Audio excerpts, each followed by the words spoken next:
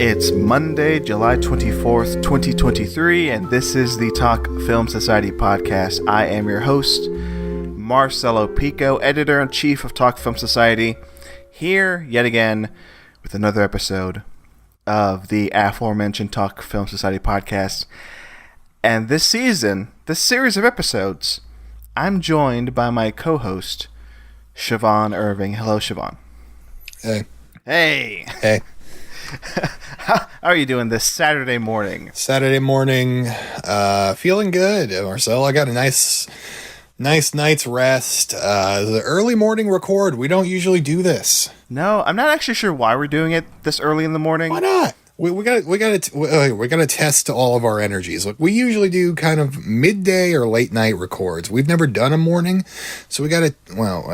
For years we haven't done a morning, so we got to test the energy. Maybe this works best for us. I don't know. There's a reason why I think we pushed it back, because I wanted to record this earlier in the week. And I said, no way. Yeah, you said no. I'm like, come on. Like, I'm ready. You're ready.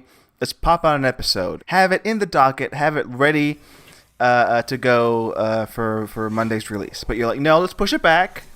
Let's not record Tuesday, Wednesday, Thursday, Friday even. Let's record Saturday. Because something special was going to happen by this point in your life Saturday. Right, Siobhan? It was going to happen, yes. It didn't end up happening. So this pushing back ended up being completely worthless for me. But, for the listener, it still might have worked out because Marcelo has extra things to talk about now. Yeah. I don't. So, who are we? I wrote down on my little sheet here, intros. Oh, right, yeah. Siobhan, hold on. I'm Siobhan, podcast co-host to the stars. Only have ever talked to Marcelo on mic, and I want to keep it that way. Yeah, only on mic. Never in real life. And I'm Marcelo.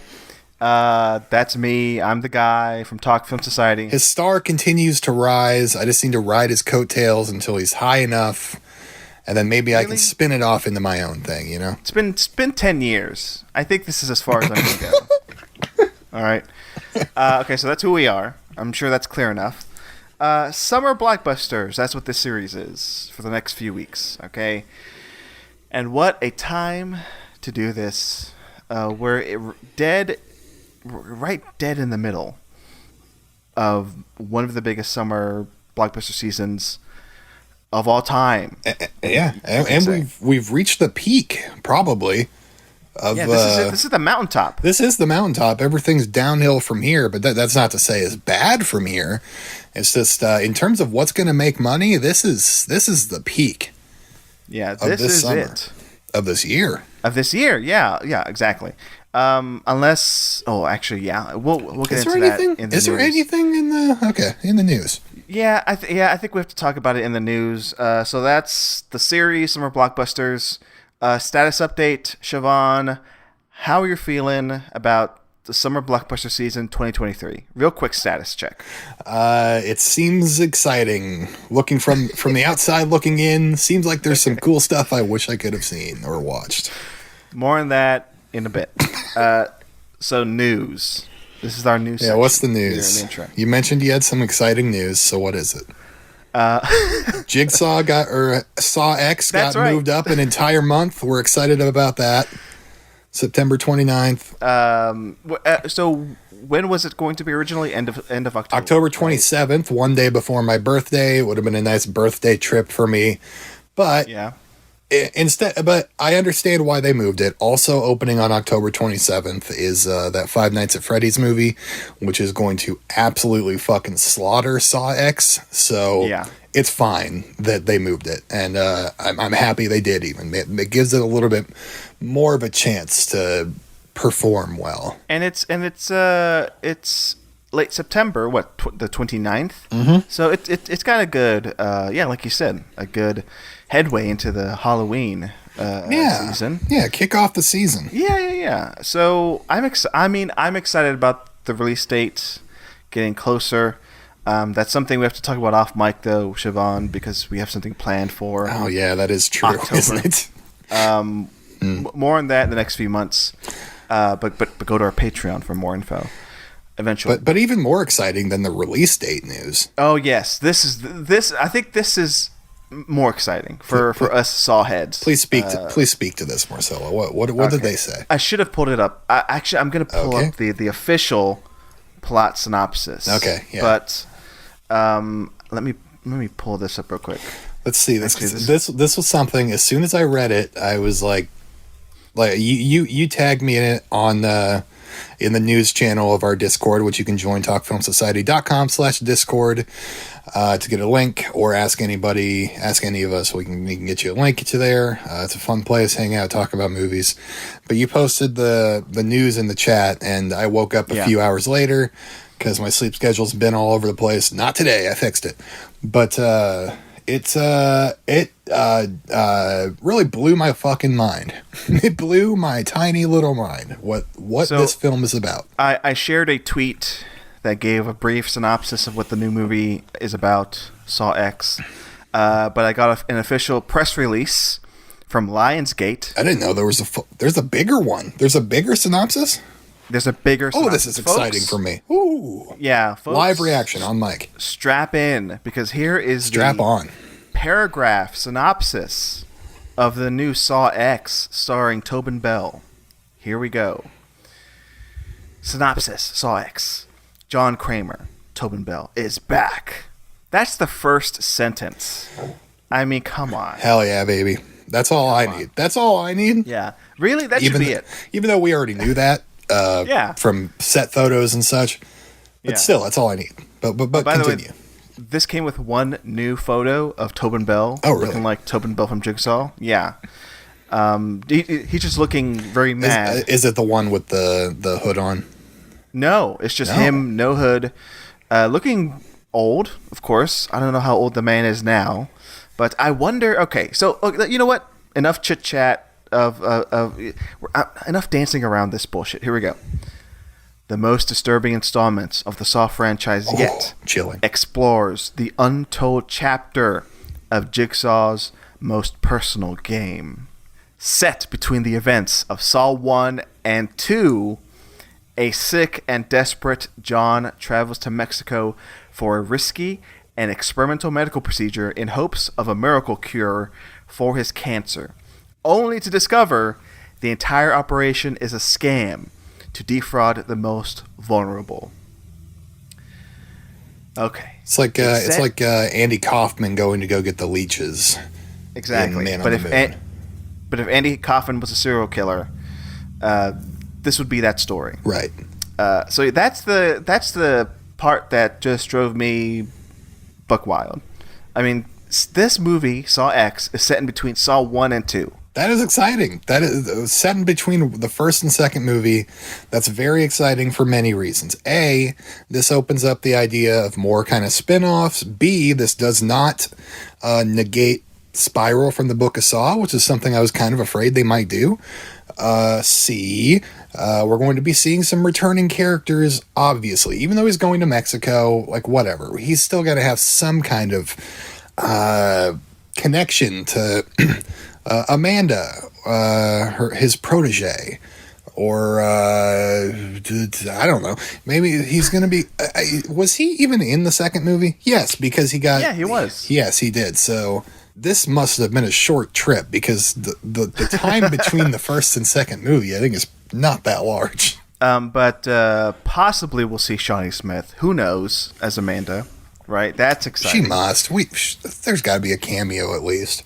Yeah. And by the way, no apologies because we're talking about Saw so much. Get used to it, folks. We love Saw. We love Saw. And this is news. I'm not even done with the synopsis yet. Wow, there's more. Give me it. Armed with a newfound purpose, the infamous serial killer returns to his work, turning the tables on the con artists in his signature visceral way through devious, deranged, and ingenious traps. That's my guy. That sounds like my Jigsaw. End of synopsis. Moving on. So that's the big news of the week, according to us. And the world, I think. Everybody was... I go out on the street, I turn around, and I see, people open up a newspaper, and on the front page, it says, saw X synopsis, on every newspaper. And then I'm, waiting in line in a coffee shop, and I hear murmurs of, did you hear that John Kramer is back? And then I hear murmurs of, like, he's in Mexico now. And then somebody else says, between Saw 1 and 2? So everybody's talking about this. I go to my water cooler. First thing that, Joe Blow says to me, he goes, hey, Marcelo, did you see the game last night? I go, no, I didn't see it. And he goes, oh, too bad. Do you want to play a game? All right, that's enough.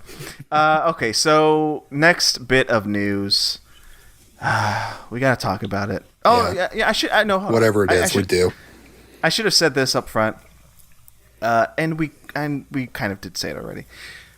We fully support the strike. We support the union, Which one? SAG-AFTRA, WGA. Yeah, there's more than one. We support or two or three one strikes. of them, though. We support the strike. There are a lot of strikes, actually. Let's put it on wax. Which one do we like? Every single strike we like.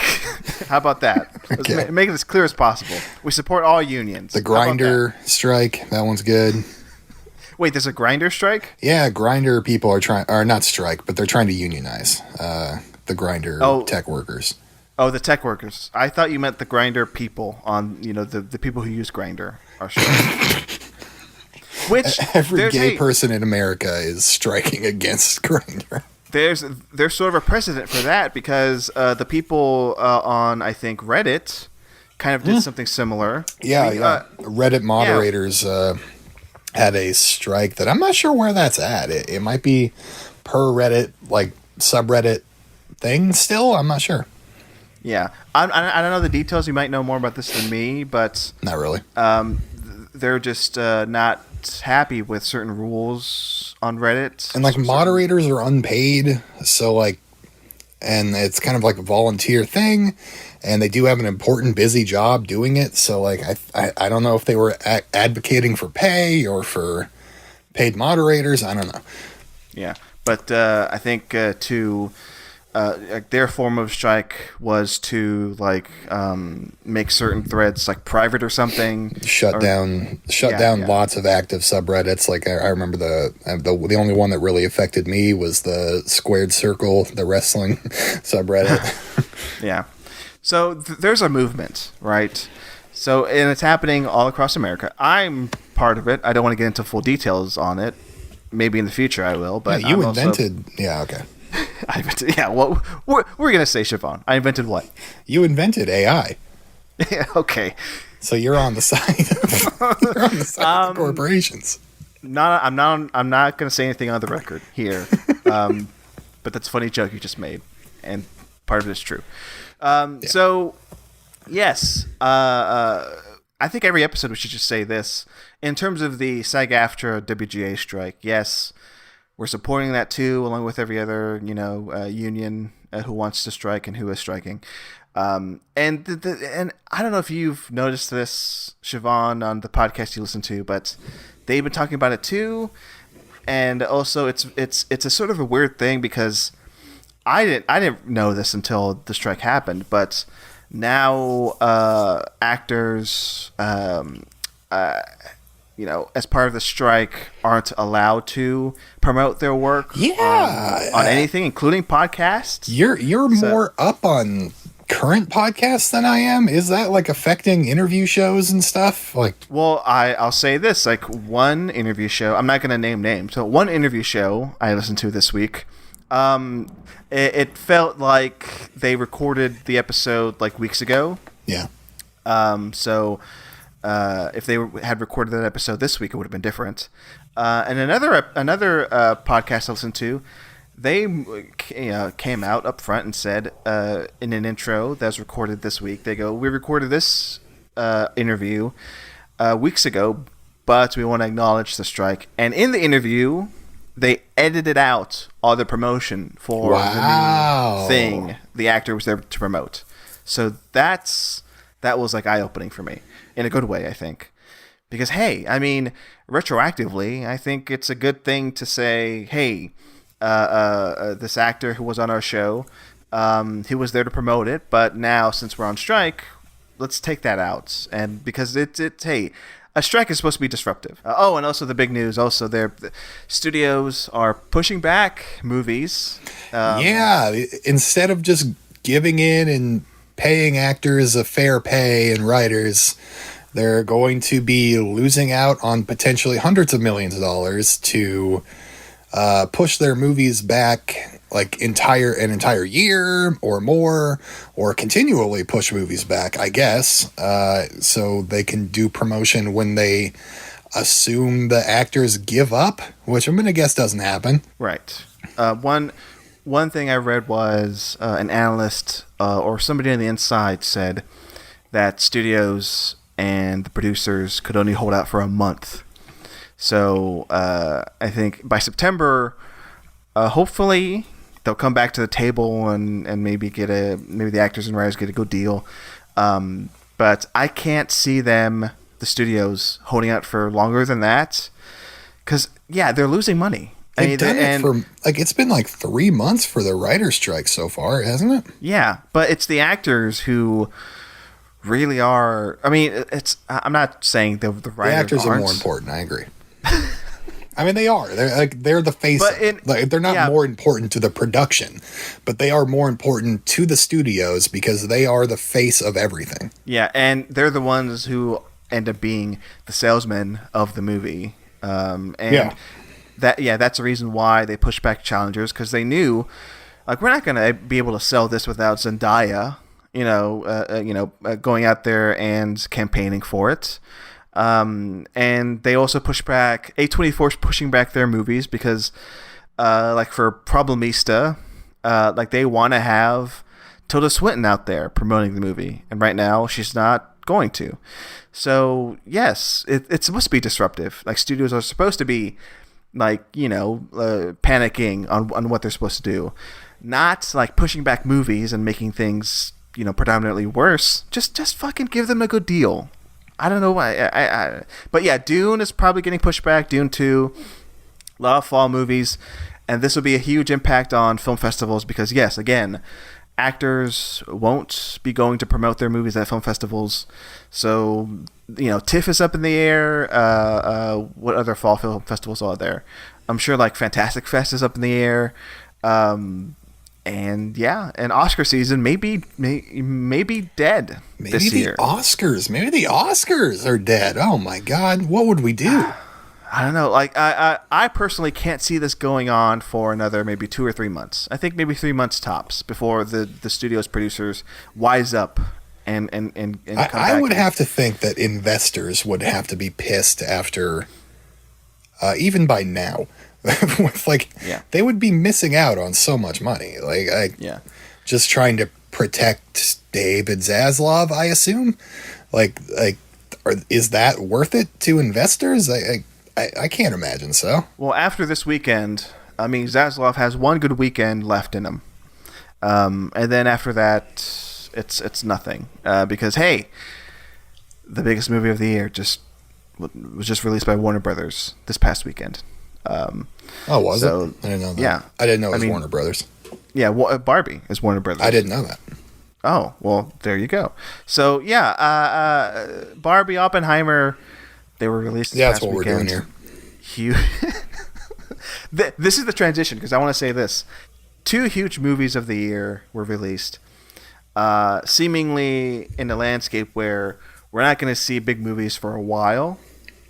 So it's interesting that, like, we saw this like push for these movies by the actors. That promotional run with Greta Gerwig, Margot Robbie, Ryan Gosling promoting Barbie, stellar, right? I think Siobhan, you told me off mic about it, and we'll get your thoughts here in a bit after I stop talking. But also just seeing like Robert Downey Jr., Matt Damon, Cillian Murphy, Chris Nolan, and Florence Pugh promote Oppenheimer, pretty cool too. And then to have the strike happen right when the Oppenheimer premiere happens. Yeah, and then they walk out. Yeah, Chris Nolan goes on stage after the movie saying, our wonderful cast isn't here because they are on strike. Like the word came in. And so yeah, Cillian, Downey Jr., everybody just left, which is good. So it's amazing that these 2 movies by because they were memeified, sure, Barbie and Oppenheimer, but also because of the power behind them, the actors, the writers, all of that. You see the success because of the creators behind it, and now the studios and producers are saying like, you know what, no, you know what, let's not give the writers and actors what they're due. Anyway, I've stopped talking. I'll get off my high horse. Siobhan, what about you? What do you think about? What about me? Okay, so I guess my points on Barbie Oppenheimer. I have not seen either movie. Marcelo, we'll get your takes on them in a minute. I just want to say, I think this is like maybe the most successful marketing campaign I have ever seen in my lifetime. For Barbie or Oppenheimer or both? Both. It's especially for Barbie because Barbie, it seems like something. It seemed like a joke a few years ago when we heard this movie was getting made. Who was attached to it? It was like Lena Dunham and Amy Schumer, I believe. Amy Schumer, yeah. And that version of the movie probably would have bombed. But they ended up going with a different filmmaker, a better filmmaker, and making what seems like a good movie. I don't know. We'll hear from Marcel in a minute, but that doesn't matter. Like a good movie does not translate to box office success. We know that it can, but it doesn't usually. Doesn't always. But like what they did with all this like Barbie, like she's a Barbie or whatever, and he's just Ken. And the bright pink pastel colors and everything about it just seems like a fun, rad fucking time. And they've spent months and months and months of Barbie being pushed in my face, and I'm not upset about it. I like seeing Barbie stuff still. And then this internet meme kind of happened coincidentally with it when people made the connection of Oppenheimer coming out the same day as Barbie. And the Barbie campaign the Barbie campaign kind of embraced that, and the two movies never fought against each other. They kind of like sort of came together to create this internet meme that translated into like seemingly massive box office success for both movies. Barbie's probably going to be well over 100 million, and they were projecting Oppenheimer at 50, but I'm going to guess it's at 70 plus. And it just like sincerely, like this is a movie that should have flopped. It's based on a toy. Those movies don't always go very well. I mean, for every Transformers, there's a battleship. Like, do you know what I mean? Like, do you agree with this at all? That like this seems like an unprecedented campaign to me. I guess before you get into it, I can mention like the other most successful ones I can think of. In terms of returns, like Paranormal Activity, doing the call your theaters and get the movie to come here thing, and then that movie makes over $100 million off of like what, a $20,000 budget or something. So like obviously that's probably more success. That made them more money. I don't know, for something of this scale I can't think of anything better. No, I think you're right. I mean, they got the best director for Barbie, and I'll give my thoughts on it in a second. But in terms of promotion and trailers and like the hype around it, yeah, Warner Brothers did a good job. And the star is perfect star, co-star, perfect co-star. Everything's like Robbie. The perfect storm coming together. Yeah, it all clicked perfectly. And you would not have gotten that with anybody else, I don't think. It's definitely not with, sorry to say, Diablo Cody and Amy Schumer. It would have been different. It would have been not... because it would have been adorkable. I think they would have and girl boss, of course. I think they would have come at it with a more maybe cynical take on it. Yeah. And not as like lighthearted as Barbie. Yeah, I mean Barbie is lighthearted for sure. It's sweet. It's colorful. I think Amy Schumer's Barbie would have been not as much. It would have been funny, sure. But Greta's Barbie is beautiful to look at, but also very deep and moving and smart. I don't think Amy Schumer and Diablo Cody. I mean, Diablo Cody maybe could write a script like that, but I don't know. Greta Gerwig makes it her own, and it's something great. And even before seeing it, yeah, I got that sense. It's like I saw that Greta understood like the property, and she, I could tell by the trailers like she made it her own thing too. So that's I think audiences are smart enough to recognize that. They're smart enough to say, hey, this looks good. Like, this casting is spot on. Like, this, I know who the director is. Some of them may say, oh, I saw Little Women, I saw Lady Bird. I know who Greta Gerwig is. Yeah. Oscar nominee Greta Gerwig. And of course, a Nolan movie at this point doesn't need to be sold, really. I mean, you put Nolan's name in front of anything, and people will go to see it. Absolutely. Yeah. So that's that. And I think the meme started like when, because I think Oppenheimer had that release date for years, right? For maybe 2 years. And then I think maybe last year, a little before last year, maybe a year and a half ago, Warner Brothers was like, oh, okay, we're going to release our Barbie movie this day. I think that's when it started. It's like, oh, Barbie and Oppenheimer on the same day, huh? And I don't know. I'm interested to learn where the etymology of the two names coming together, like when that began. When I want to know who started Barbenheimer. That portmanteau. I do too, because they are going to be responsible for a not insignificant amount of success for especially Oppenheimer. Because I think Oppenheimer is greatly benefiting from this, and at least the Barbie side seems to be embracing that. The Oppenheimer side, like, I mean, they did the press photos, right, with Tom Cruise and McQuarrie going to both movies or whatever, showing the tickets for Barbie and Oppenheimer. And then the other one was Greta Gerwig and Margot Robbie showing their tickets for Oppenheimer and Mission Impossible. And then I think Christopher Nolan and Cillian Murphy, I think they stayed at home. But but like, I don't know, they seemingly embrace it, and like it is going to be a massive success for a meme thing, like for an internet meme thing for the first time ever has like worked out. Like, that never translates to box office. Like Snakes on a Plane is like the most infamous example, right? Yeah. In terms of the memes, it's because I'm sure it's happened before. I don't have anything. Well, I mean, we talked about it last week actually. I was going to say I can't think of an example off the top of my head, but hey, last week we talked about The Dark Knight and Mamma Mia. And I think that counter-programming worked for both of those movies. Because like we went through the details of those movies. By the way, go back and listen to that episode. It's a good episode, by the way. The one we did last week. Great one. Yeah. Yeah, pretty good. Special guest. Yeah, with special guest, who I'll bring up later. So anyway, I think this counter-programming would have worked regardless of memes. But I think it's worked even better because of the memes. Like, it's been normal offline people know about Barbenheimer. Not everybody, but a lot of people do.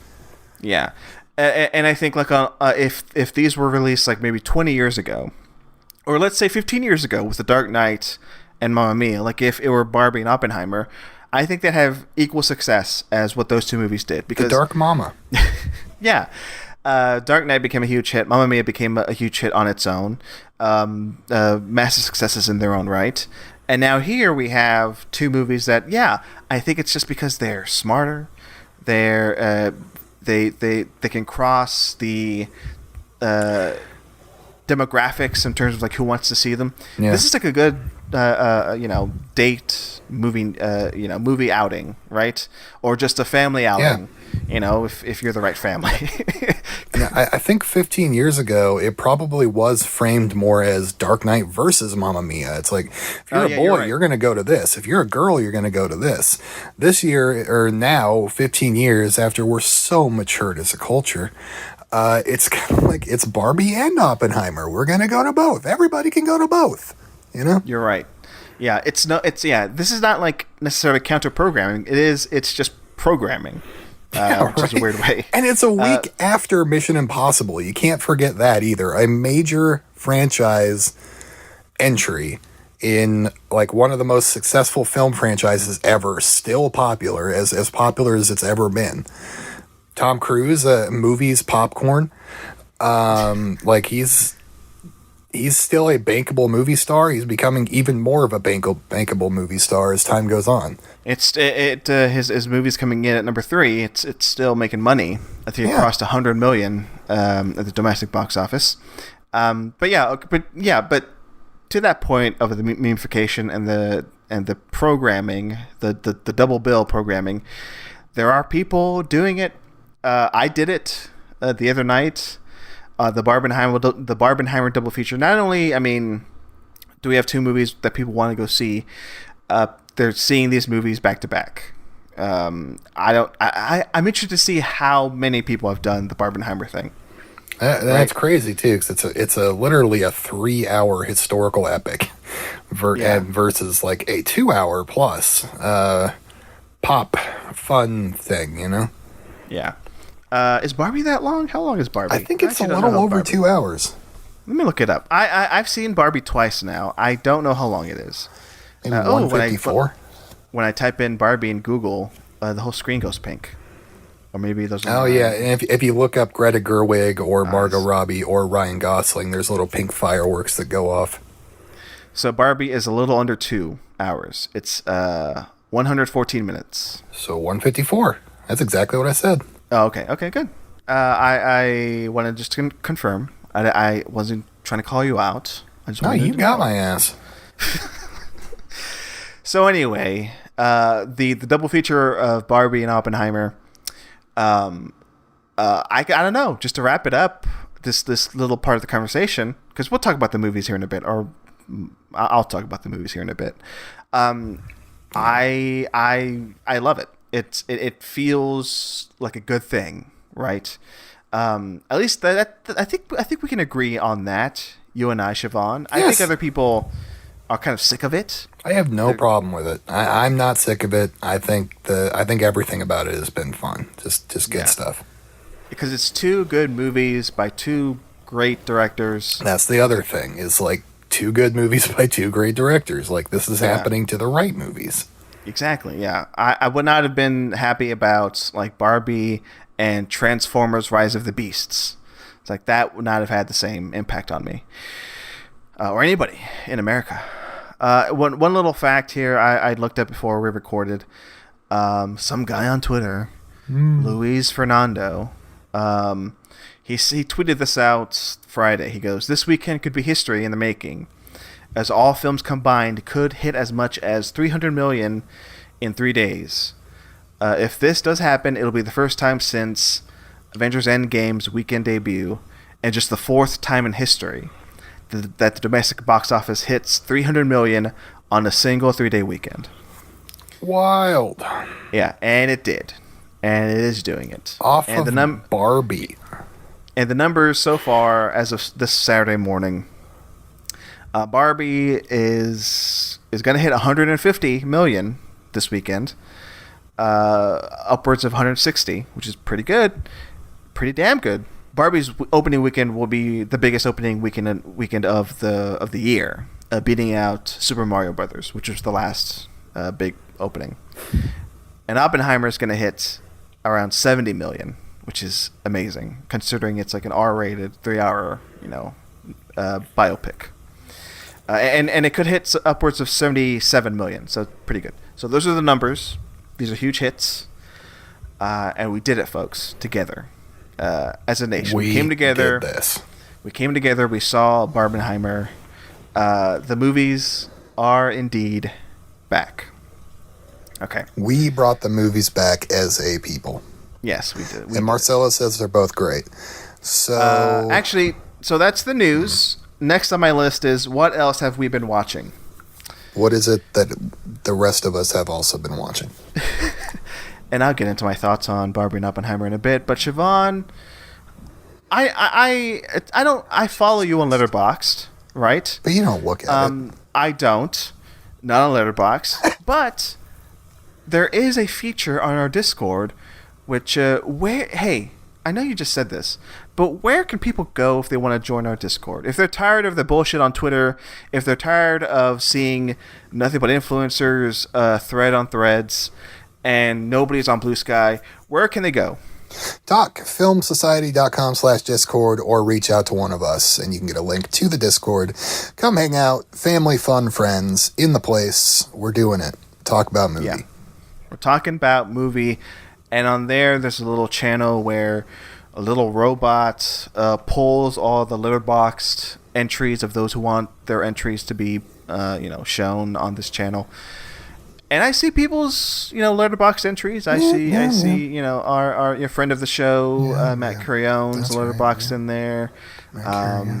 Other people, and also Siobhan. I see Siobhan log movies on there, and I've seen you watch things. I've got a handful that I think apply to this. How much do you want me to say here? Because I've got a good number, actually, that I think directly apply to this conversation, or at least end last week's.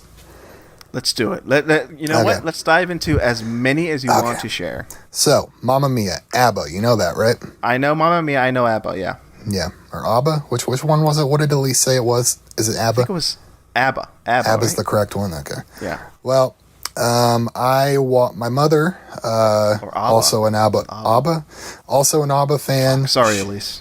She wanted to watch a favorite movie of hers, Muriel's Wedding, which has a soundtrack by ABBA, largely consisting of ABBA music. It's a Toni Collette Australian movie about Muriel. She is a horribly abused woman living in a horrible family.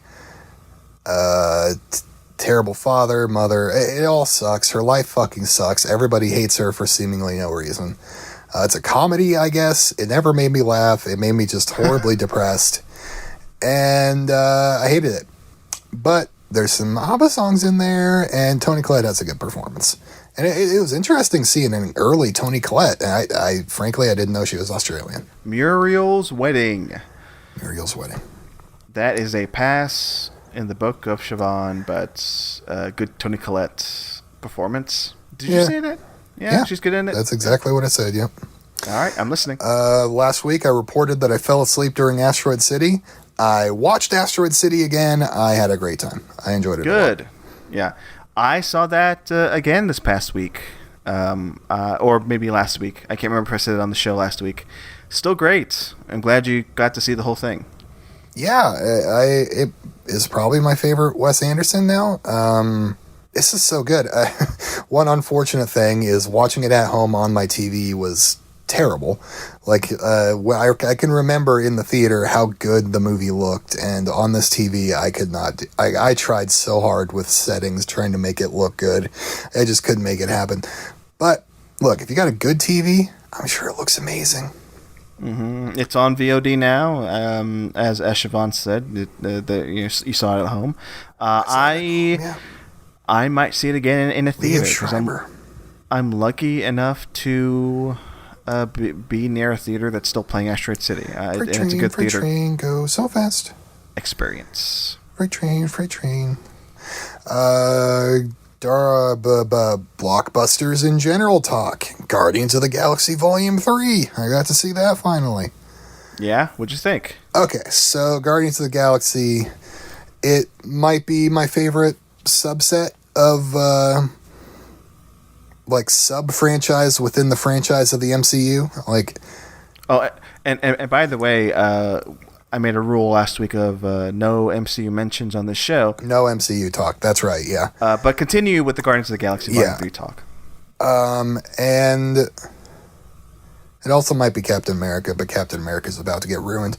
So, Jesus Christ. Guardians of the Galaxy is my favorite sub franchise in the umbrella of the MCU, and James Gunn, he brought it home. I thought it was a really emotional movie, a good reminder of how good these MCU movies can be, how good they were, how good James Gunn is as a filmmaker. If they have a person behind the camera really able to take, I don't know if risks is the right word, but somebody they allow power to other than Kevin Feige. they can make something great, like great popcorn entertainment that is emotionally meaningful. Like, I just had a wonderful time watching it, and I think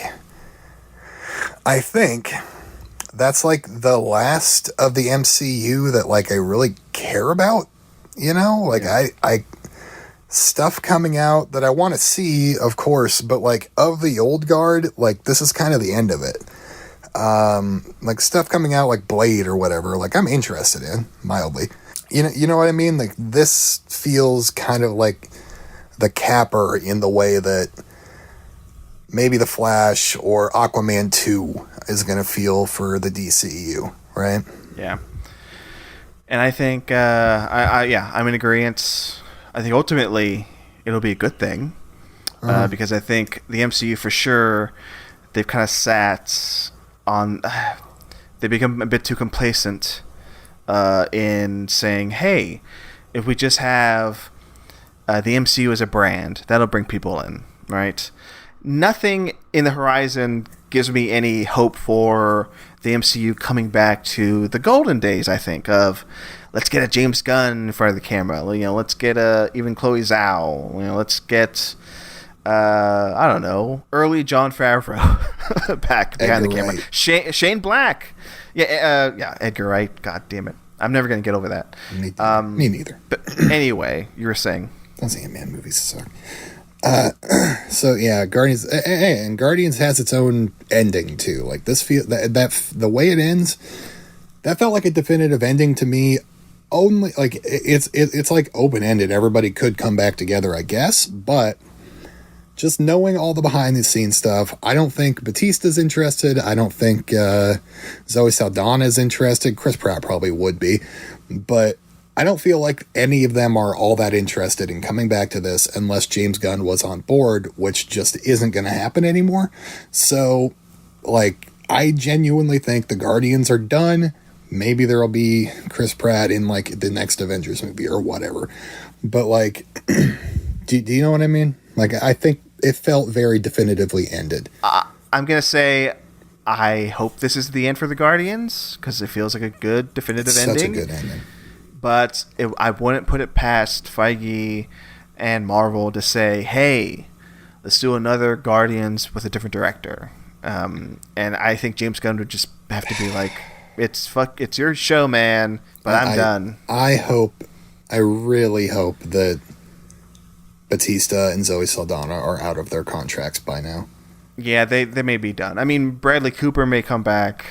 It does tease a possibility of another one with a different set of Guardians, but I don't see Batista or some of the others coming back. Interstellar. Okay, so relating to Oppenheimer, I watched Interstellar and Insomnia. They were my last two.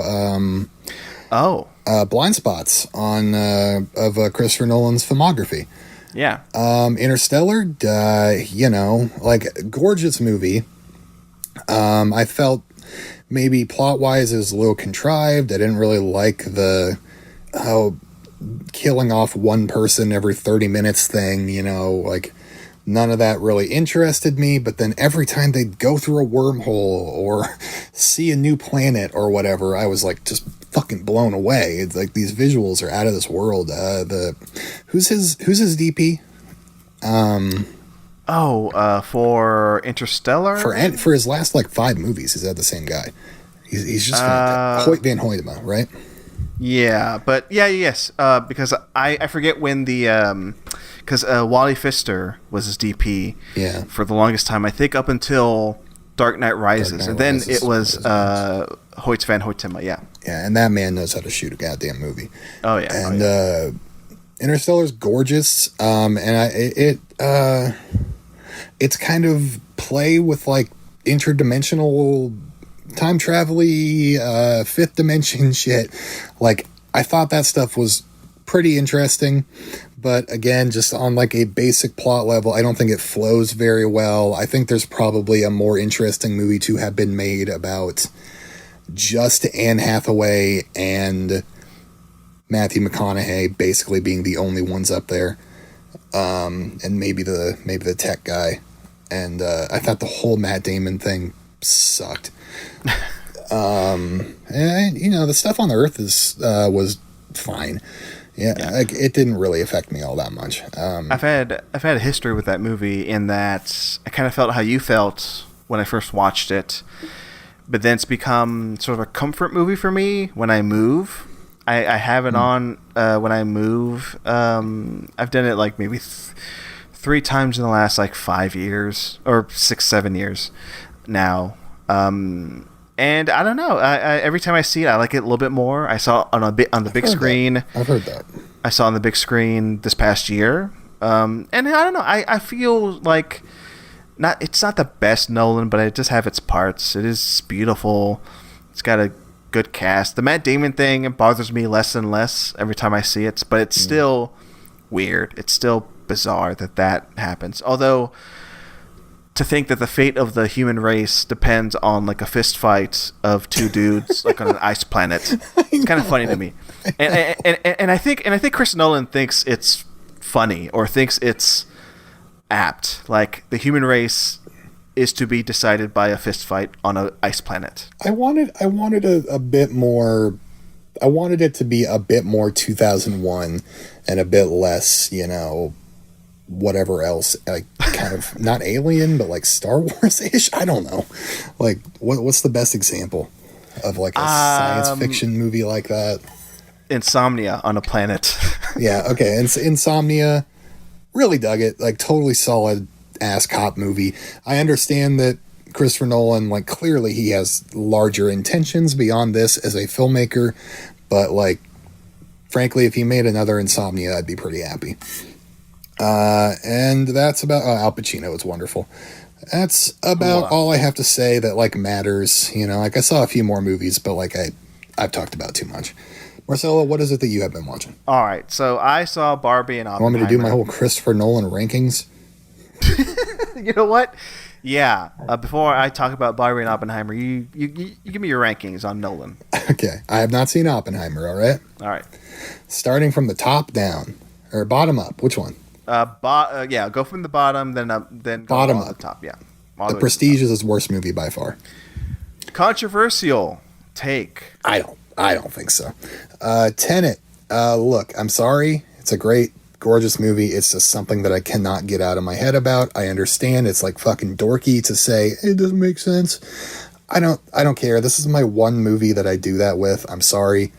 I don't like Tenet. Controversial for me because I love Tenet. You love Tenet, and a lot of people love Tenet, and I understand why people love Tenet. But it's just something like, I can't get out of my head about it. I can't wrap my head around the basic concept. I think it doesn't make sense. And to me, that doesn't usually bother me. But in this specific instance, with this specific movie, it bothers me. And I'm sorry. Accepted. Batman Begins. Okay, following. 7, Interstellar. 6, The Dark Knight. Liked it a lot last time when we watched it, but I still respect it a lot. 5, Memento. Been a long time, but that was like an early movie for me. That was like, whoa, what? How'd they do that? 4, Insomnia. I liked it a lot. 3, Dark Knight Rises, the best Dark Knight film in the trilogy, and just campy good fun. 2, Inception. I think just a fucking like banger of an action movie. And number 1, Dunkirk. It is his most personally affecting movie to me, which is why I'm super excited about Oppenheimer, because it's going to be dealing with similar things. So, Marcelo, continue your time. Dunkirk's his best movie. I'm not going Van Hoytema. Oh my god. Yeah. Just on another level with that shit. He knows how to shoot a movie. So I did the Oppenheimer Barbie double feature, the Barbenheimer double feature, on Thursday of this past week. Thursday the 20th. I did see Barbie before that, though. I saw it at an early screening on Wednesday. We went dressed in pinkish colors. I did. Yeah, your photos were very cute. Yes, I must say. My girlfriend Elise. You and your girlfriend, you both look beautiful. And her friend. We went, the 3 of us. Elise looked amazing in the pink she was wearing, and I looked okay in the outfit I was in. Marcelo, you looked fabulous, babe. Thank you. I'll take that compliment. But it was thanks to Elise. She helped pick out the shirt. Anyway, fun screening, amazing screening, actually. We were in a sea of pink on Wednesday. Everybody, of course, was there, hyped to see Barbie. We were seeing it early, and yeah, I don't know, it was an amazing experience. So I saw that Wednesday, and then Thursday I was like, okay, I should have mentioned this in the news segment, but sit back, relax. I got a thing to talk about in relation to Oppenheimer. And by the way, we have a topic this episode which I realized we didn't even talk about in the opening, which I think we'll get to in the last 10 minutes of this show. I think I'm going to title the show what the topic is, but we'll talk about it for 10 minutes, and that's it. Oppenheimer. So this week, I knew as the week started and the Barbenheimer hype was growing and growing, I knew it was like, okay, well, the way it's going to work out, I'm going to see Barbie on Wednesday, and I'm not going to see Oppenheimer until, later. And I had bought a ticket to see Oppenheimer Saturday morning at one of the 20 movie theaters that were playing it in IMAX 70 millimeter. All right. Crazy. So I'm like, okay, original plan. I'm going to see Barbie on Wednesday and then wait until Saturday morning to see Oppenheimer the way Christopher Nolan wants it to be seen, on a big IMAX screen, projected in 70 millimeter IMAX film. That was the plan. And then I'm like, okay, I had heard some things about the Oppenheimer press screenings where they were playing it on film in 70 millimeter, and things were going wrong. So I'm like, okay, I had this pit in my stomach. Like, what if I drive? Because I would have been driving. I would have driven to San Antonio this morning, Saturday, to see Oppenheimer in 70 millimeter in San Antonio at the AMC River Center. I laugh because I've lived in San Antonio for 6 years. That AMC IMAX screen, not the best. It confounds me to think that one of the 20 screens where you can properly see the version of this movie that Nolan wants you to see, 70 millimeter IMAX. One of those theaters is at the River Center AMC IMAX. It's bizarre. And here in town in Austin, we do have a proper IMAX screen, but that's laser IMAX. That's digital. It's not on film. Ooh. But anyway, I'm like, okay, what if something goes wrong at the San Antonio IMAX screening? What if I drive there and I'm not going to throw any shade towards the projectionists, but I wasn't confident in the AMC itself, right? And it's hard, projectionists, it's kind of a lost art because it's all been digital for so long. It's got to be a very highly specialized thing, people that actually know how to project these movies on film in general. But especially with a fucking 700-pound IMAX reel that is probably so hard to deal with. Exactly. So my thought was, okay, there are going to be some hiccups. There are going to be projectionists arriving at this theater, and maybe not everything's in place. Because they were we have a friend. Well, I don't know if he wants to put this on the record, but I have a friend, or we have a friend. Maybe that's narrowing it down. Interesting. Who has said that they're flying, these projectionists from state to state to play Oppenheimer, on film, right? The same, I think maybe company or group that also did the Hateful Eight screenings, back in the day. Right. Anyway, so I was worried.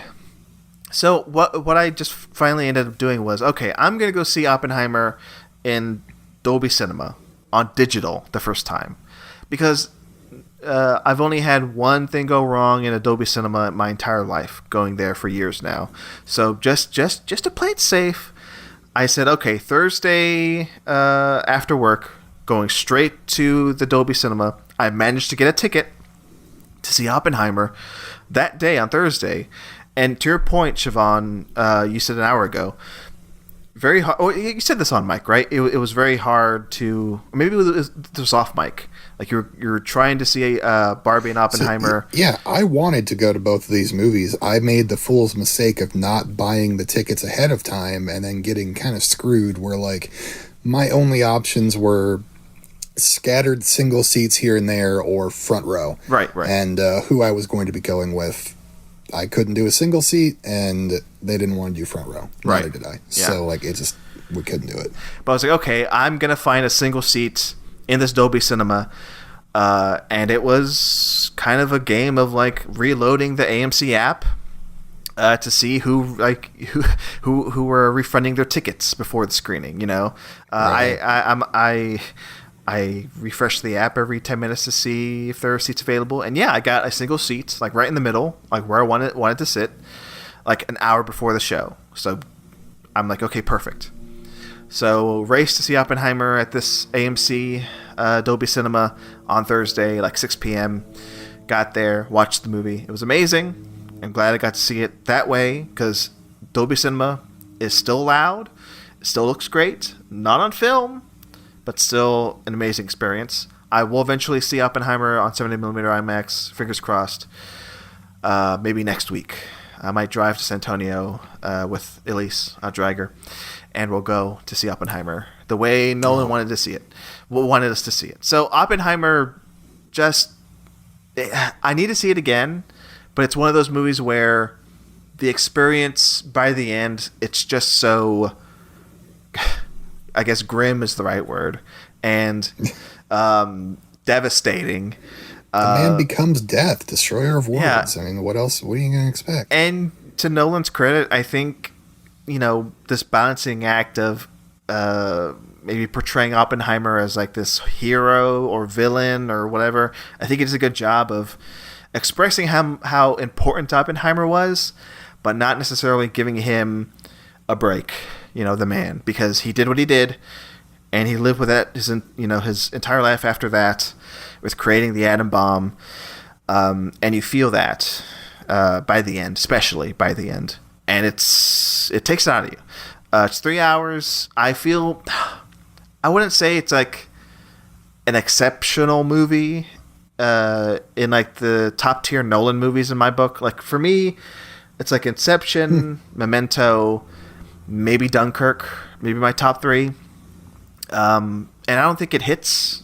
I don't think it breaks that top three, but it's still very good. Maybe I'll need to see it again, just to maybe it was a lot to take in. I'll say 3 hours, where like an hour of it by the end is a lot of like trial hearings and a lot of back and forth verbally with these characters. It is engaging, I will say that, but it is a lot maybe to experience in one sitting. And I'll say maybe going out there to see it for a second time, I'm not like enthused about it in a way of like how I'd see Barbie for a second time or third time, because that just gives you a charge, right? Seeing Barbie. This eventually, Siobhan, but Barbie is a very rewatchable movie. Oppenheimer, I think, to its credit, is a dark experience that you don't necessarily want to see again, but I think to fully appreciate it, maybe you need to see it maybe one more time, maybe. So I don't know. I hope that makes sense, because I think he did his job. I think what he wanted to do in Oppenheimer, he did. And I think he even said it himself, and I should have believed him. Nolan said, yeah, I've known people who have seen this movie and have come out of it like feeling complete dread. And he did it. He did it with Oppenheimer. So that was Thursday night. Well, before you move on, we reported in the news last week about there being sex scenes in Oppenheimer. We were hoping Killian hung dong. Can you report on this? Can you confirm? So do you want me to confirm seriously on mic whether we see Killian Dong in Oppenheimer? Yes, I absolutely want you to do that. Okay. So here we go. And if you don't want to hear this, folks, fast forward. It's not like we haven't seen it before. We got 28 or 27 days later. 28 days later. 28 days later, yeah. Okay, all right. So here's breaking news. Cillian Murphy does not show dong in Oppenheimer. No. I mean, get a little butt at least. You do see a lot of him, and there is. You see plenty of Florence Pugh, if that interests you. It certainly does. Yeah. All right, calm down. But you do see a lot of Cillian there. I don't want to get in. I don't want to get fully into this, but there is a shot where you see a lot of Cillian in a way I don't think we've seen him before. All right, calm down. All right, calm down. All right, let's move on. Barbie. So that night after Oppenheimer, Thursday, I'm like, let's do it. I was on the fence about seeing Barbie right after Oppenheimer, but I felt like I needed that. And I think the perfect way to do this double feature is seeing Oppenheimer first and then Barbie. Because after the down note of Oppenheimer, of, you know, realizing that the human race is doomed to self-extinction, you gotta see Barbie. It is the coward's way, but it is probably the right way for your own mental health. Yeah, for mental health's sake, right? So I had seen Barbie already, so I was like, you know what? They're playing it in the same Dolby screen as Oppenheimer at like 10:45 p.m. because I saw Oppenheimer at 6, so I go, fuck it, let's do it. So I got the ticket, and I did the same thing as I did with Oppenheimer. Because it was a packed show, I refreshed my AMC app. I finally got a seat that I wanted because somebody had refunded their seat. And I saw Barbie again. And I'll tell you what, just as good the second time as the first time. I said this earlier. It's smart. It's funny. Has a lot of Greta Gerwig in it. If you've seen her, you know, her films that she's written with Noah Baumbach and her, you know, directorial films, you get that sense of Gerwig in this. A criticism I've read, and I think other people have said this too, is that it may be too like laser focused in like one sort of like women's point of view on, you know, Barbie and womanhood, you know, but I think back to something that Steven Spielberg said about Lady Bird when that came out. Steven Spielberg, more like it. Thank you. So Spielberg said about Lady Bird that it is a very like specific story about a specific, you know, girl in a specific time, but it feels like a story for everybody. It's entirely relatable, right, to that specific story. That specific story is relatable to a lot of people, even to Steven Spielberg, you know, an 80-year-old filmmaker, kind of relate to Lady Bird, the character. And I feel that way with Barbie and Margot Robbie's character's, you know, journey. A lot of things she said, her character said in the movie really touched me, and I also appreciated I appreciate it, even though I don't, you know, I'm not a woman. I don't know. I appreciate her saying everything she did in the movie. And I don't know. It's refreshing in a way that you don't see too often in big blockbusters. You know, a filmmaker just basically bearing their soul and saying, "This is what I believe, and this is what I stand for." And it can be perceived as like very specific, very like through one person's point of view. But I mean, that's fucking film. Like this whole fucking auteur theory and all this bullshit. You know, that's all like male centric. It's like, why can't like a woman do that too? Why can't, you know, Greta Gerwig make sort of like the third in her, you know, directorial, you know, filmography? Why can't all these movies say sort of the same thing, which I think they do, but in like their own, you know, certain ways in each movie. So I don't know. I'm rambling on and on, Siobhan. I don't know if you have anything to say about this, but I've tried my best to sort of, you know, share my thoughts on Barbie. So have I done a good job? You'll be the judge. You've You've absolutely nailed it. I feel like I know everything about Barbie now. How's the supporting cast? How's the supporting cast? Oh my gosh! So I've heard mixed things about this. about how, who, what? About the supporting cast. I will say Ryan Gosling, the co-star, he's incredible. Okay.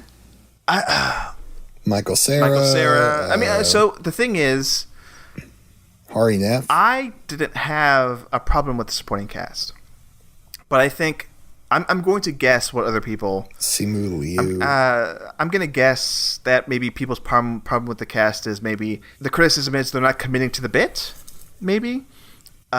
Which Really? I kind of see that because it is the tone I think is kind of hard to nail, and maybe some of the supporting cast maybe they don't get it. I don't know. I think they all do their best. I don't think there's a weak spot in it, but I think you'll know what I'm saying after you see the movie, Siobhan.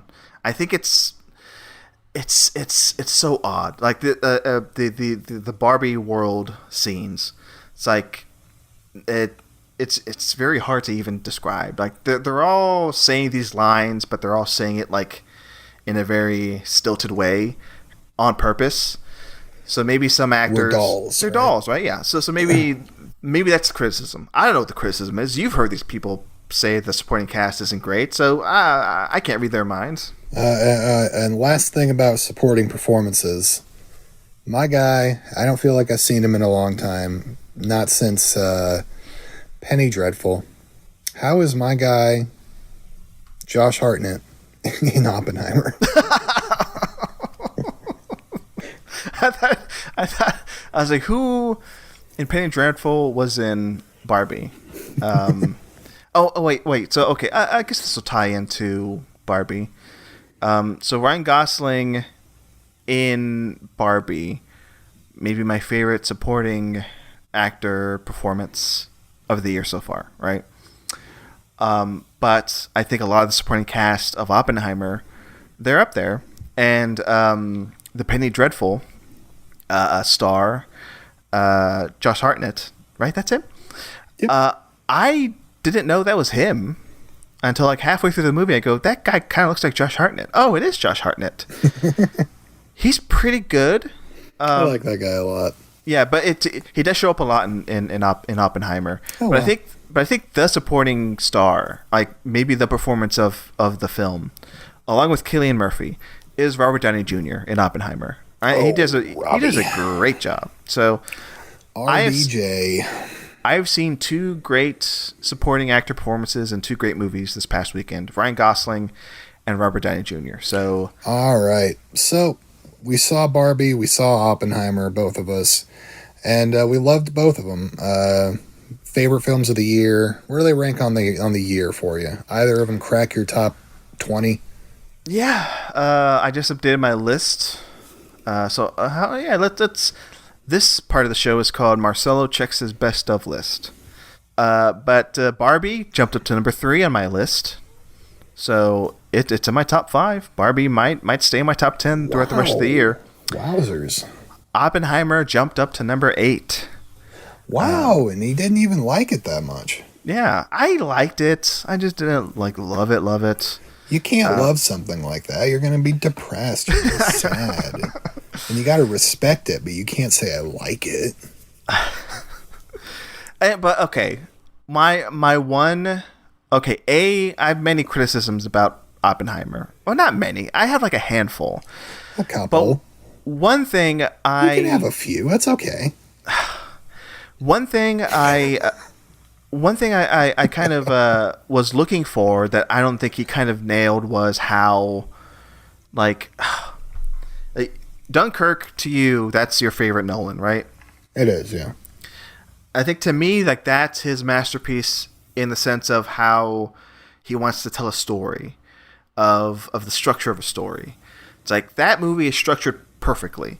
Like those, like 3 or 4 storylines all moving forward at different, times and spaces, all converging at one point at the end. It's all really sparse too. Like it's not the dialogue is so fuck. I love that movie. So I think that's perfect in how it's structured. Oppenheimer, not perfect. It's restrained. Oppenheimer, not perfect in how it's structured. Like it could have had another maybe pass in editing or the screenplay, but hey, I'm comparing two Nolan movies. I think I'm rightful in doing that. I think he's done this narrative work better in a movie like Dunkirk. So sorry, Oppenheimer. Apologies to Robert Oppenheimer. So the main topic of this episode is what Gore is Verbinski's Shut up. Pirates of the Caribbean Trilogy. Shut up. What is coming out? Before we say what we're doing, we got to say why we're doing it. Oh, that's right. So what's coming out next week, Marcelo? What's the big movie next week that's going to challenge Barbie and Oppenheimer and Mission Impossible? A movie that I think is still coming out. I mean, they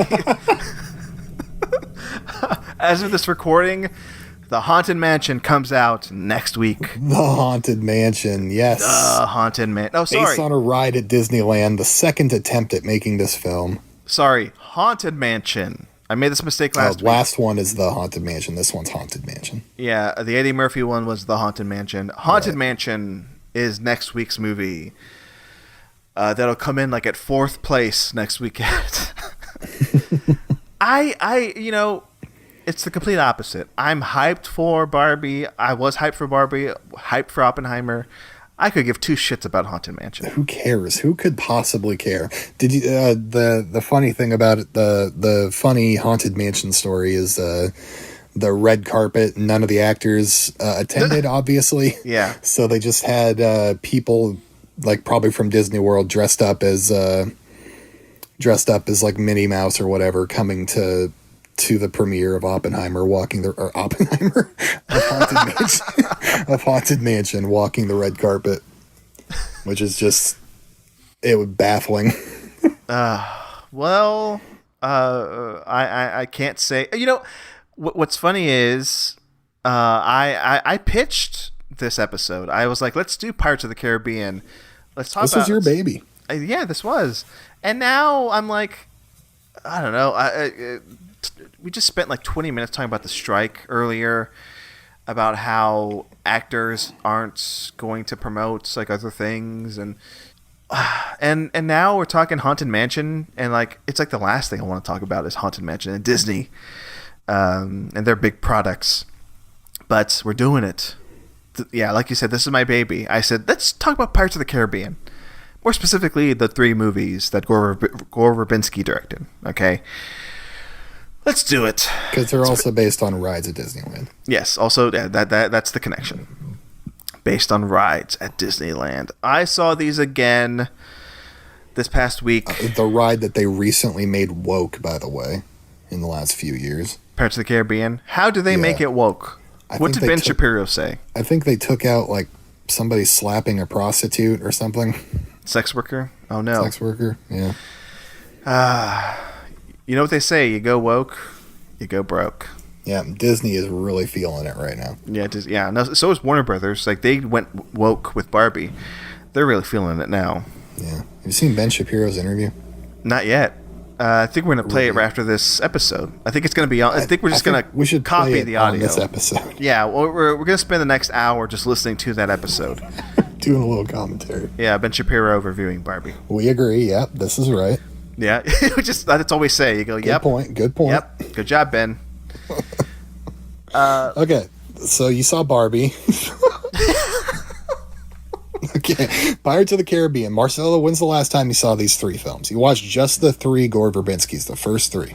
Yes, I just watched the first 3. And I wanted to do the first 3 because, to me, those 3 in particular, it's like we were saying before with like when it comes to like IP and a creative and a true artist coming in, a filmmaker coming in and putting their own, unique touch on it.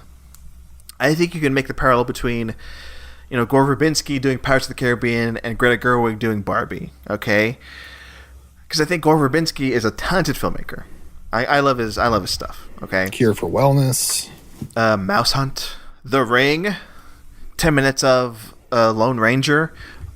Some great stuff, right? And I think he's a perfect fit for doing these first 3 Pirates movies. The first, and yeah, I watched them when they came out. I was obsessed with them.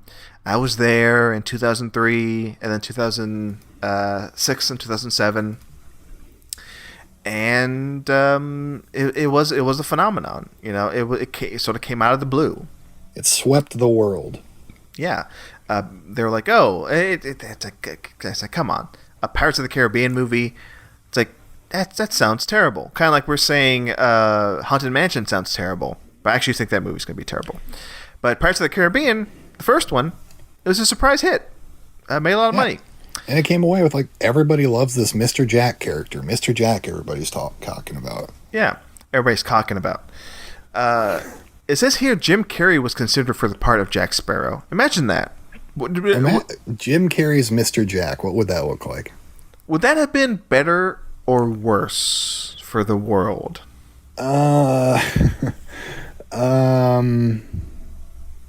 Genuinely great question. I think the movie is just as big a hit.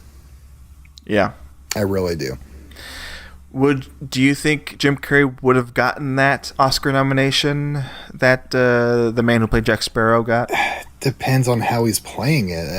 I don't know. Would Jim Carrey be playing that kind of drunk lush who doesn't really care about anything, or would he be going goofy with it, or more goofy than Johnny Depp does? Yeah. I don't know. That's a great question. Interesting. Oh yeah, and by the way, I want to jump to the Academy Awards nominations for this one, for the first Pirates. Yeah, Johnny Depp got nominated for Best Actor in a leading role. I didn't realize he got actor. I thought it was supporting ridiculous. actor. He's a supporting actor for sure. Yeah, but he got lead actor nomination, and then makeup, sound editing, sound mixing, visual effects. It won none of it. So. Oh wow. Yeah. But still, now I want to know what else was nominated. Who else was nominated for Best Actor that year? Yeah, what beat visual effects? We're not going to get into all of this, but let's see. So Johnny Depp, Captain Jack Sparrow, Oscars, 2003. He was nominated along with Bill Murray in Lost in Translation, Jude Law, Cold Mountain, Ben Kingsley, House of Sand and Fog, and the guy who won, Sean Penn from Mystic River. Okay. So I think Johnny Depp was the long shot there. He was the 5th choice. Yeah, that lineup is weird. Yeah. That was 2003 for you. So yeah, Pirates of the Caribbean, amazing. Should I just go through all of them real quick, and then my first impressions, and then you can jump? Yeah, let's do first impressions. What do you think of them now? Yeah, let me do first impressions of the 2 and 3. So I was hyped for 2 and 3. I was already into movies, obviously, and you were a big boy. I was hyped about this thing we're seeing now again. It seems to happen every 20 years, where studios, they go, oh, these movies are a hit, let's make more of them, and let's make them 2 at a time, or let's do part 1 and part 2. Let's spread it out, right? Let's do this Dead Reckoning shit. Let's do this Fast X shit. Let's do this. What's the other one? Dune shit. Dune. What's the other one? Yeah. From this year. Oppenheimer Part 1. This year there were 3 of them: Fast X, Mission Impossible. Oh, Spider-Man Across the Universe. Spider-Man. That's whatever. So and they did it with this franchise. They shot Pirates of the Caribbean at World's End and Dead Man's Chest back to back. They shot it at World's End too. Thank you. These jump-ins are helping me a lot.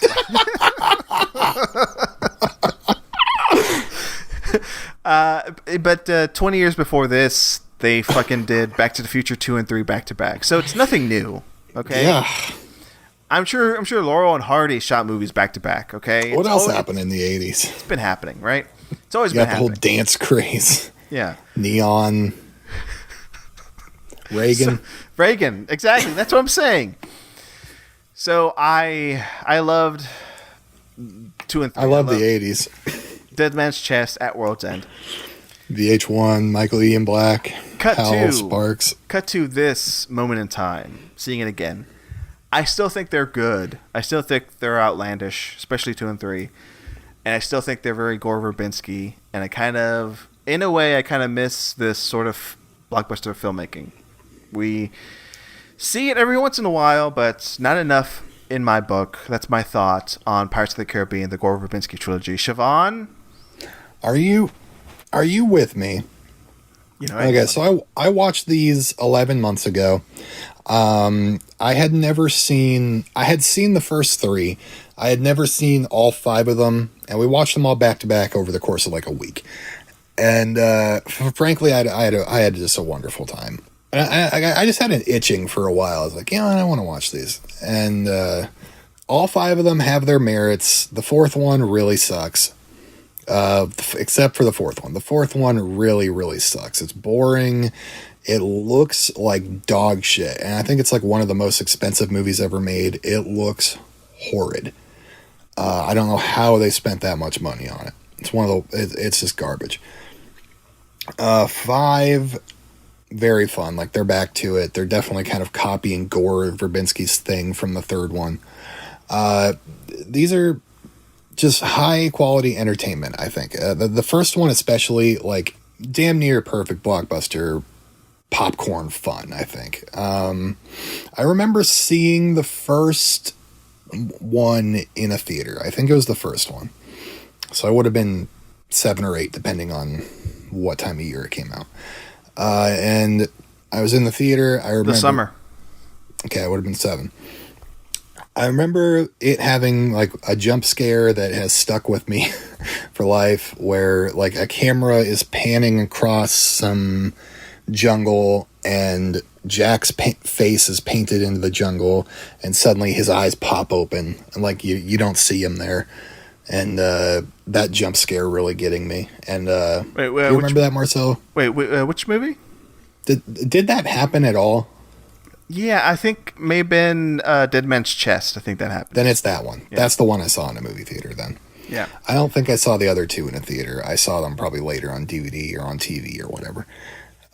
Not that these were very big movies to my childhood. They weren't. I never like was into pirates or anything. Like I just thought they were there, and I watched them, I guess. I don't think anybody was into pirates, by the way, before this movie. I think that was another thing. I mean, people were out of pirates. They were tired of them, or they just weren't interested until Pirates of the Caribbean came back and said, "Hey, pirates!" Captain Phillips, really. And anyway, they surprised me at just how fun they are. They're really great movies, especially those first 2.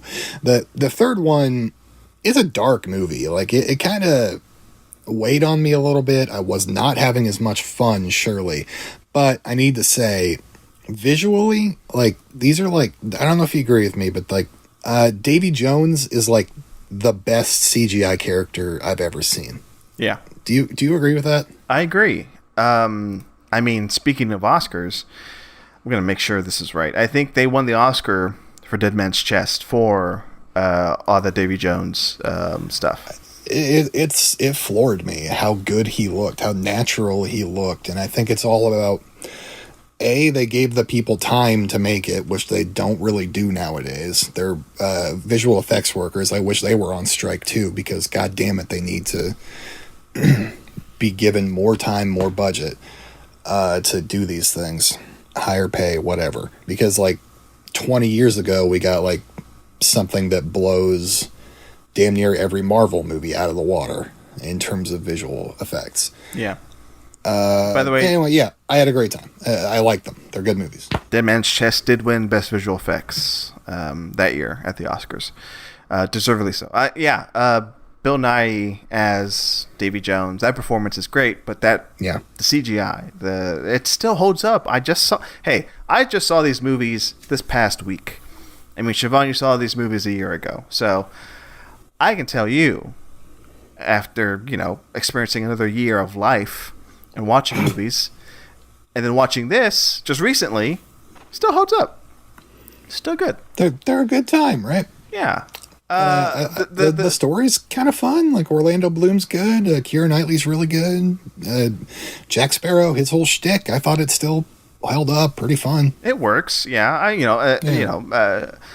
Setting aside or not really setting aside the whole Johnny Depp thing. I still think Johnny Depp is a creep in real life, whatever, but not whatever. Yeah, bastard, like a real evil man. Yeah, he's not good, Johnny Depp. He should never work again, and he's going to...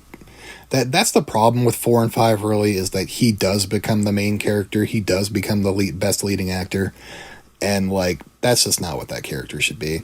Yeah, exactly. And the trilogy works, the first 3 work, because it is Orlando Bloom and Keira Knightley's story, and Johnny Depp, Jack Sparrow is just a side character, and that's how it should be. He should be kind of like the Han Solo, sort of character, like on the sidelines. And like in 4, like he is the main character. 5, he's the main character, and they just kind of have Orlando Bloom and Keira Knightley as the occasional cameo for 30 seconds, and it's kind of a bummer.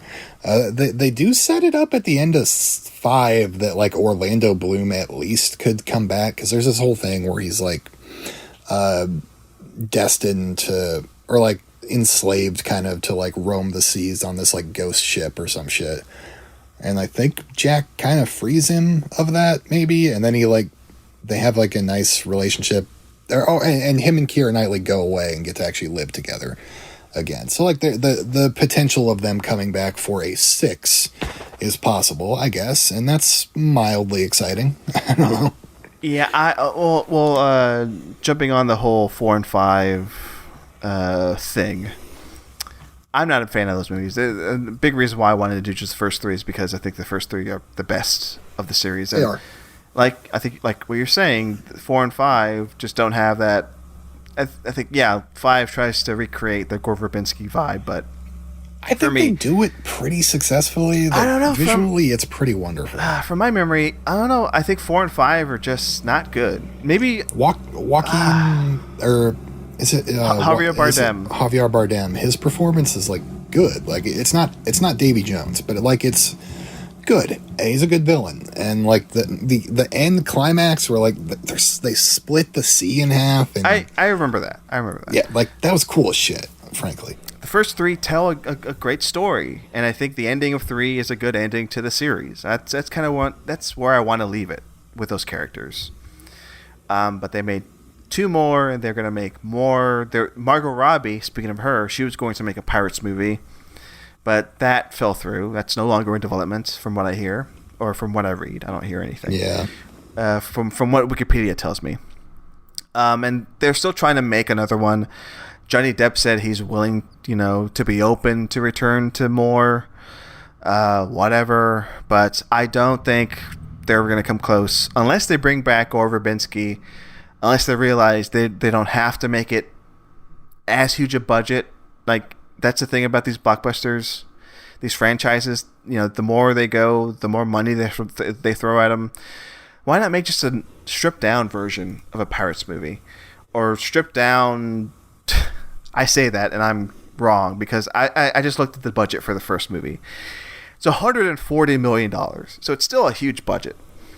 But I'm sure 2 and 3 aren't that small either. I bet they had like I bet those 2 had like one of those package deals like Lord of the Rings where it was like $500 for both or to make both. Yeah. I guess something like that. Let me look at the budget for the other 2. Jesus. Yeah. Thank you, Siobhan. I will. You're allowed. $225 million each, so $500 million. I was right. 500 for 2. Let's fucking go. Yeah. Well, good job. Congrats. You got it. Thank you.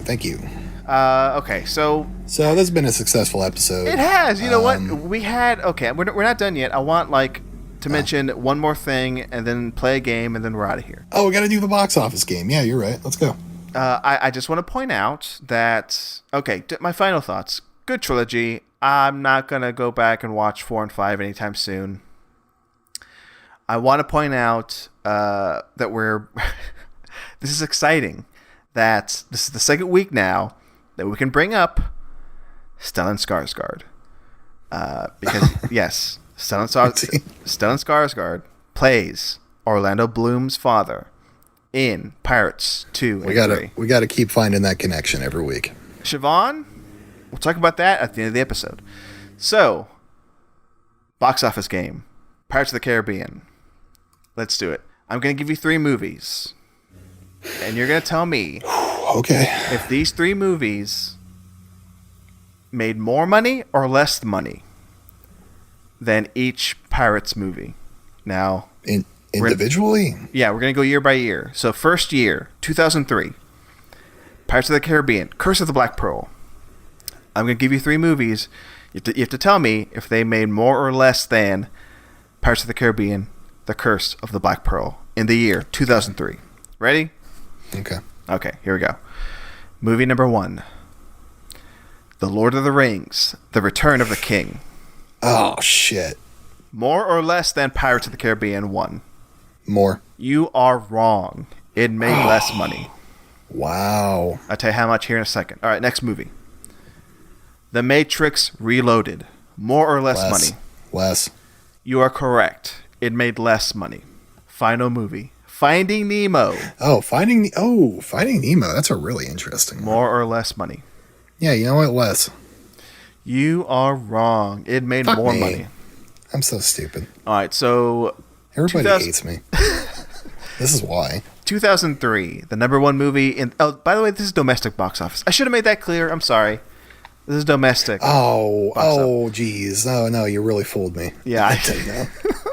So domestically, Finding Nemo was the number 1 movie of 2003, making $339 million. Number 2, Pirates 1, with $305. Number 3, The Matrix Reloaded. Number 4, The Return of the King. Oh, wow. I did not think Matrix would have made more than Return of the King. Yeah, Reloaded was a big one. Reloaded was a huge sequel. And Revolutions was number 11 on the list. So, yeah, not as big. All right, next movie. Pirates of the Caribbean, Dead Man's Chest. What's this year? 2007. Oh, wow. All right, I'm going to give you 3 movies. You're going to tell me more or less than Pirates of the Caribbean. Hold on. I'm on the wrong year. Oh, sorry, 2006. 2006, okay. Yes, Dead Man's Chest. Dead Man Chest. 2006, Dead Man's Chest. These 3 movies, did they make more or less than Dead Man's Chest? Movie number 1. Domestically. Thank you. Movie number 1. The Da Vinci Code. Less. You are correct. Movie number 2. X-Men: The Last Stand. Less. You are correct. Movie number 3. Cars. Okay, see, a Pixar is hard to gauge. I don't think Cars was the biggest hit. I think it was just the biggest hit merchandise-wise. So I'm going to say less. You are correct. I just realized this is a dire year in film. Yeah, it sounds like shit. Yeah. So the rest of the top 10 is Superman Returns. Okay. Ice Age: The Meltdown. Happy Feet. Over the Hedge. Over the Hedge. That was in the top 10 of That was in the top 10? I know I saw that in theaters, actually. Casino Royale. Hey. All right. Talladega Nights. That was number 10. But the number 1 movie of 2006 was Dead Man's Chest. Pirates 2. You know what? They chose the right one for number 1. Yeah. So, and the ones I said, Cars, X-Men 3. You know what? No, Casino Royale. Oh, yeah. Whatever. Well, of course. Cars, X-Men 3, Da Vinci Code were 2, 3, and 4 on the list. So, all right. That was 2006. 2007. The next year.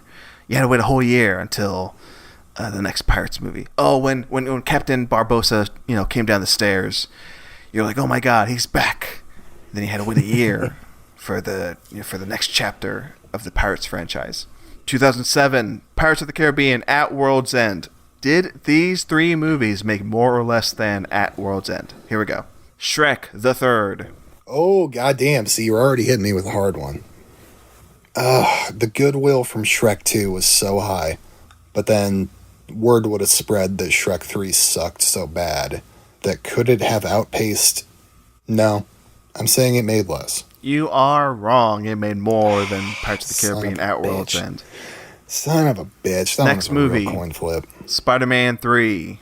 No. You're saying it made less? Less. You are wrong. It made more What? than Pirates of the Really? Caribbean at World's End. Amazing. Okay. Final movie. Transformers. The first one. You know what? Fine. That made more. You are correct. It made more than at World's End. So those were the top 3 of 2007. So Spider-Man 3 was number 1. Spider-Man 3 was the biggest domestic box office movie of that year. Then Shrek the Third, then Transformers, and then Pirates of the Caribbean at World's End at number 4. So pretty piss poor performance on my part. Probably like 50%, if that. Yeah, I wasn't keeping tabs, but yeah, I mean, not great. But hey, you know what was great? This episode. Oh, great combo. Great combo here. We had a great time. You know what? Let's take a look at what's playing in theaters. Next week, we're getting into August. August 4th. August 4th. What comes out on August 4th? Well, the big one is Meg 2, The Trench. Ooh, Meg 2, The Trench. Oh, I'm excited. Now, there was a movie that I think maybe you brought up in the preliminary. We like shark movies. People like shark movies. We were brainstorming. What can we see? What's